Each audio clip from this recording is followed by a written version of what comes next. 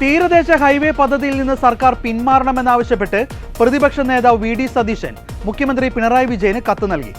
സാമൂഹിക പാരിസ്ഥിതിക ആഘാതങ്ങൾ പഠിക്കാതെയും DPR തയ്യാറാക്കാതെയുമാണ് പദ്ധതി നടപ്പാക്കാൻ ഉദ്ദേശിക്കുന്നതെന്ന് കത്തിൽ പറയുന്നു. കടലിൽ നിന്ന് 50 മീറ്റർ മുതൽ 15 കിലോമീറ്റർ വരെ കടന്നുപോകുന്ന NH66 എന്നത് തീരദേശ ഹൈവേ തന്നെയാണ്. ഈ പശ്ചാത്തലത്തിൽ മറ്റൊരു തീരദേശ ഹൈവേയുടെ ആവശ്യം മനസ്സിലാകുന്നില്ലെന്ന് പ്രതിപക്ഷ നേതാവ് കത്തിൽ ചൂണ്ടിക്കാട്ടി. വികസന പ്രവർത്തനങ്ങൾ ഒഴിവാക്കാനാകില്ലെന്നതിൽ തർക്കമില്ല. ആവാസ വ്യവസ്ഥ നിലനിർത്തിയും ജീവനോപാധികൾ സംരക്ഷിച്ചും ജനങ്ങളെ വിശ്വാസത്തിലെടുത്തുമാണ് പദ്ധതികൾ നടപ്പാക്കേണ്ടത്.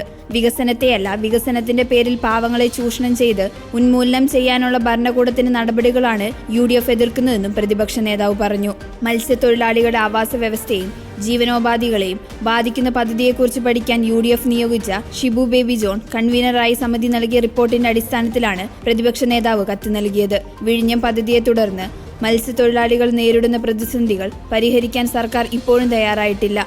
അതുകൊണ്ട് തന്നെ വികസന പദ്ധതികൾ അവർ സംശയത്തോടെ ഭയത്തോടും കൂടിയാണ് വീക്ഷിക്കുന്നത്. ഈ പശ്ചാത്തലത്തിൽ നിന്നുകൊണ്ടാണ് നിർദ്ദിഷ്ട തീരദേശ ഹൈവേ പദ്ധതി പരിശോധിക്കപ്പെടേണ്ടത്. തീരദേശ പദ്ധതിയുടെ പേരിൽ ഇനിയൊരു കുടിയൊഴിപ്പിക്കൽ കൂടി താങ്ങാനുള്ള ശേഷി കേരളത്തിനില്ല. ശാസ്ത്രീയമായ പദ്ധതി രേഖ തയ്യാറാക്കിയ ശേഷമാണ് ഏതൊരു വികസന പദ്ധതിയും ആരംഭിക്കേണ്ടത്. എന്നാൽ ഈ പദ്ധതിയുടെ പാരിസ്ഥിതിക സാമൂഹിക ആഘാത പഠനങ്ങൾ നടത്തുകയോ DPR തയ്യാറാക്കുകയോ ചെയ്തിട്ടില്ല. തീരദേശവാസികളെ ഒന്നാകെ കുടിയൊഴിപ്പിച്ച് സാമൂഹിക പാരിസ്ഥിതിക ആഘാതങ്ങൾ പരിശോധിക്കാതെ നിയമവിരുദ്ധമായി നടപ്പാക്കാൻ ഉദ്ദേശിക്കുന്ന ഈ പദ്ധതി അംഗീകരിക്കാനാവില്ലെന്നും പ്രതിപക്ഷ നേതാവ് വ്യക്തമാക്കി.